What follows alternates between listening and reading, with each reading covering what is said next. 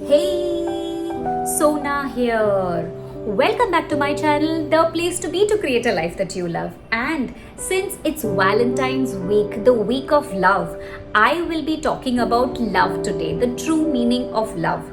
So, what does love mean? From the time I was small, I believed that love means living in a fantasy world. You have someone to really love you, to treat you like a princess, to always pamper you. And you literally live in a dream world at all times. You have the best children who always obey you, who are the best disciplined children. And this is what I meant by love until reality hit. So, love is actually a mixture of emotions, of behaviors, or rather feelings that you're most attached to. I learned that it's not always going to be easy. There will be ups and downs, there will be emotional turmoils, and how you handle all those is what makes your relationship stronger. Love is, in fact, an inspiration for you to work harder, for you to achieve all that you dream for yourself. And it's not always about living in the fantasy world. For me, love and relationships hold a very significant role in my life. And the person whom I'm most attached to and who has taught me so much about love is my husband. And today, I want to share with you the key elements that has kept my relationship growing strong for 14 years. First and foremost, the most important thing in our relationship has been the support that my husband has always given.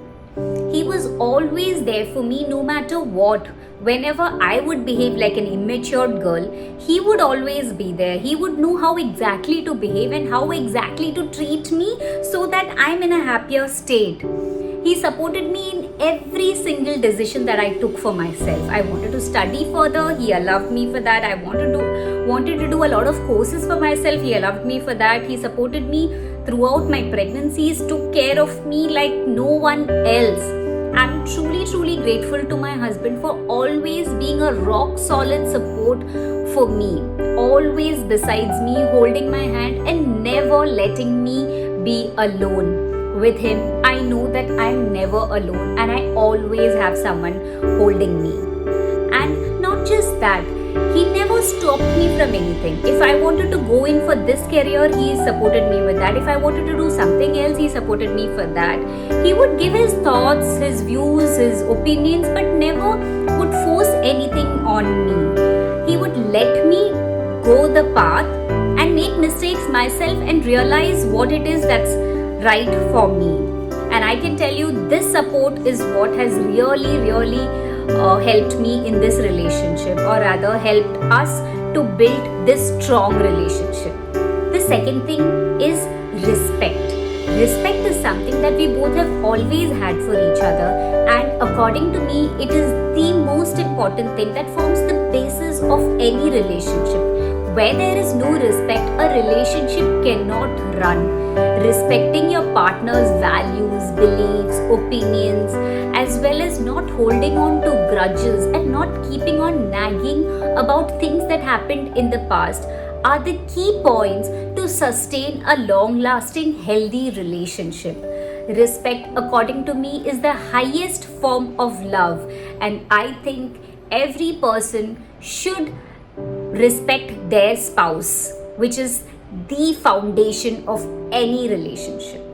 Another important point in any relationship is forgiveness, which according to me forms the basis, forms the core foundation for a healthy, long-lasting relationship.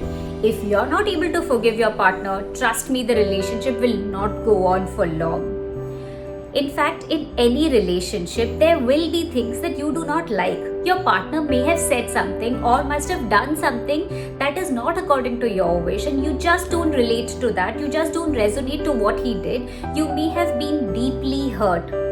At all those times, something that has kept me going over the past few years has been his intentions.